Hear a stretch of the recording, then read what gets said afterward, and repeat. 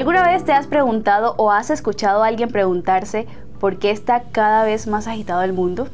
Expresiones como cada vez nos estamos desarrollando mucho más rápido se están tornando más frecuentes y aquí sabrás por qué. Esto es Salud al Tablero, yo soy Luisa Guerrero y en este primer capítulo hablaremos de la revolución de las hormonas sexuales.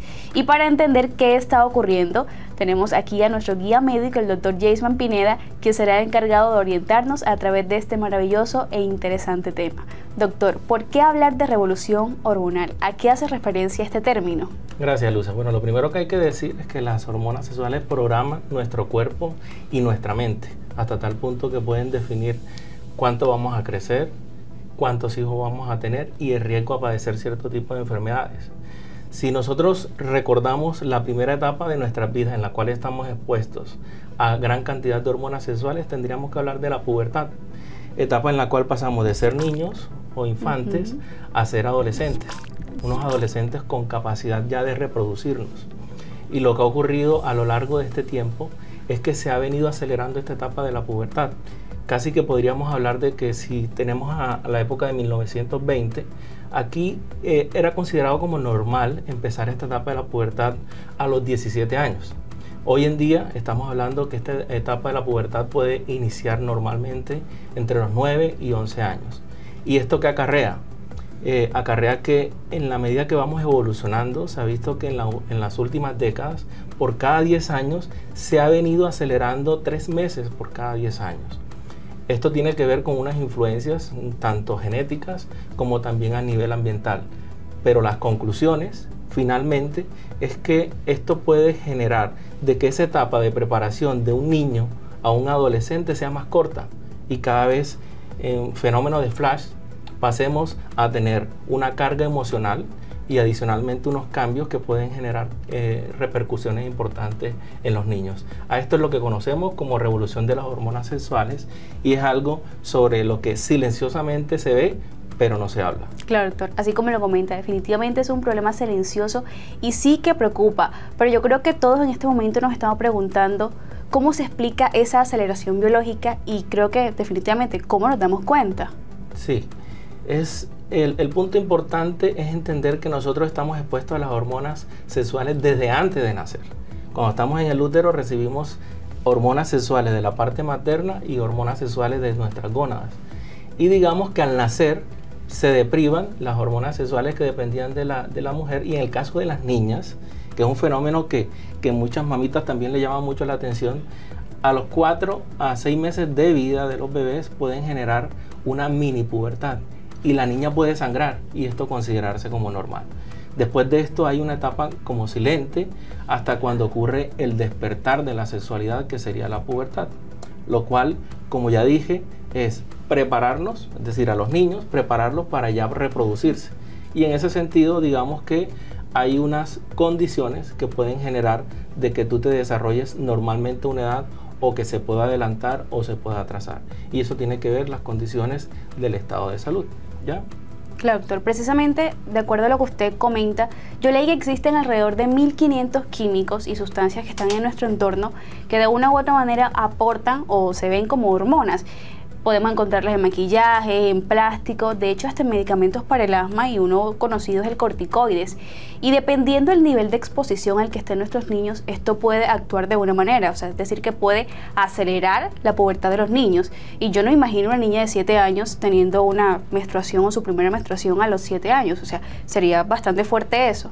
Sí, digamos que en nuestro medio, en nuestro hábitat, han venido cambiando las condiciones. Digamos que los niños desde que se levantan están exponiéndose a lo que se conocen como disruptores hormonales.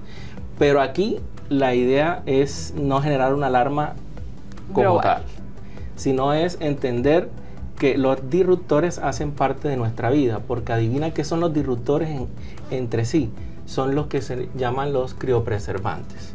Es decir, si nosotros vamos a comer, a tener un alimento enlatado, si nosotros vamos a tener una crema dental, nuestro champú,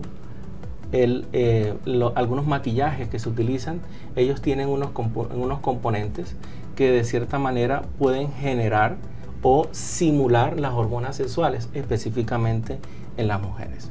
Entonces, digamos que el tema, ¿cuál es? El tema es el sobreuso o el mal uso de este tipo de sustancias. Y un ejemplo práctico es maquillar a nuestros niños con maquillaje de adulto, porque realmente tienen componentes que de cierta manera pueden afectarlo. Por eso es que tanto la crema dental como el jabón, como el champú de niños debe ser de niños, porque de cierta manera esas sustancias o esos preservantes que se encuentran en los adultos sería una exposición para ellos.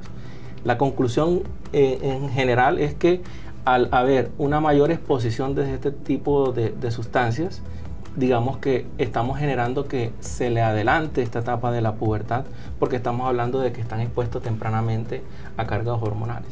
Claro, doctor, y definitivamente es muy interesante todo lo que usted nos comenta, y creo que llegado a este punto, tanto las personas que nos están viendo como yo, nos estamos preguntando cómo sabemos si nuestros niños están teniendo una pubertad, o sea, cuáles son los indicios de esa pubertad, pero cómo sabemos si esa pubertad está dentro de lo que uno podría considerar como normal.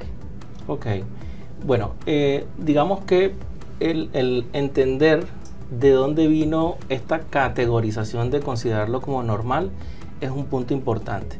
La mayoría de los médicos, la mayoría de los pediatras se basan en una categorización que hizo el doctor James Tanner en 1969, que básicamente tomó un grupo de niños que estaban en un orfanato, y esos niños tenían unas condiciones muy particulares que hoy en día no tenemos, y eran niños que en ese caso tenían desnutrición, habían en esa época algunos tipos de infecciones que hoy con las vacunas las podemos controlar, y unas condiciones de salubridad a nivel del agua. Por lo tanto, estos niños, digamos que no tenían las condiciones y el cerebro no detectaba que estaban preparados adecuadamente para poder reproducirse, y de pronto era más lento el inicio de esa primera pubertad. Pero hoy en día, con condiciones totalmente diferentes y sumado a todos estos disruptores que están sobreexpuestos en los niños, generalmente hace de que haya un adelanto. Y digamos que la secuencia normal es que en el caso de las niñas primero aparezca lo que se llama telarquía, el botoncito mamario, ¿ya? Claro. Que esto ocurre más o menos a los 9 años, después el vello púbico y después la menstruación o menarquia. Esa es la secuencia en que se debe dar este tipo de fenómenos, y en los niños es un poco más de revisión, porque en los niños, si bien es cierto aparece primero la pubarquia, es más que todo el crecimiento testicular. Pero más que esto, además de los caracteres sexuales, es que los niños cuando comienzan a desarrollarse, comienzan a crecer. Y el crecimiento, el estirón que ocurre en los huesos es de un tiempo limitado. Entonces, digamos que además de tener un niño que de cierta manera empiece la pubertad de pronto un poco más temprana y todas las afecciones psicológicas, hay un punto muy importante, y es que no desarrollan su potencial de crecimiento. Por lo general padecen de tallas bajas, y esta talla baja es porque se vino muy precoz el crecimiento de manera acelerada. Claro. Se cerraron los puntos de osificación, y eso generó de que la niña, que es más frecuente en las niñas, vaya a tener una talla más baja, y por eso nuestra población está expuesta a tener menor crecimiento de su potencial. Doctor, definitivamente yo estoy súper intrigada con este tema, porque es que a diario estamos expuestos a un montón de químicos y a muchísimas cosas en nuestro entorno que creo que tanto padres de familia como yo no sabíamos que de una u otra manera esto aportaba a la aceleración temprana de esa pubertad de los niños. Pero yo creo que en este punto tanto ellos como yo nos estamos preguntando qué disruptores tenemos en nuestra casa que aceleran esta pubertad y cómo darnos cuenta. Ok, este gráfico que traje a colación me parece muy interesante. Realmente lo que hay que tener en cuenta es que desde que el niño se levanta está expuesto a disruptores hormonales. Los adultos también, pero hablemos de los niños. ¿Qué pasa? Que digamos que en sustancias y en elementos como el plástico, por ejemplo, digamos que si yo coloco un plástico X y lo acerco al calor, probablemente va a ser inflamable, pero existen estos criopreservantes, se llaman bifenoles, que lo que hacen es que permitan de que no haya ese efecto de explosión. Okay. Pero cuando nosotros hacemos algo que no deberíamos hacer, que es si nosotros tenemos una comida en la casa y vamos al microondas y la comida la tenemos en un plástico, un porta, de plástico. Cometemos el error de meterlo. Exacto. ¿Por qué? Porque al calentarlo en el microondas, se calienta el plástico y esta sustancia sale y se mezcla con nuestros alimentos y los ingerimos. Y ya sea niños o adultos, está mal. ¿Por qué? Porque estamos ingiriendo sustancias que pueden tener un efecto hormonal en nuestro cuerpo. Y es algo muy importante que hay que, de cierta manera, tener claro como recomendación. Y la recomendación sería que cuando nosotros vamos a calentar en nuestros microondas o vamos a hacer algo horneado, debe ser a través de vidrio, que es el medio que se debe utilizar para este tipo de actividad. Y lo otro es champú, jabón, crema dental, maquillajes, que ya lo hemos mencionado anteriormente. Digamos que todos tienen una composición. Si nosotros revisamos la etiqueta, vamos a encontrar las sustancias que pueden estar relacionadas dentro de los riesgos que pueden actuar como disruptores hormonales. Entonces, estos fenoles, que se llaman así, que hay una gran familia de ellos, están identificados, como tú lo habías mencionado, más del 1500.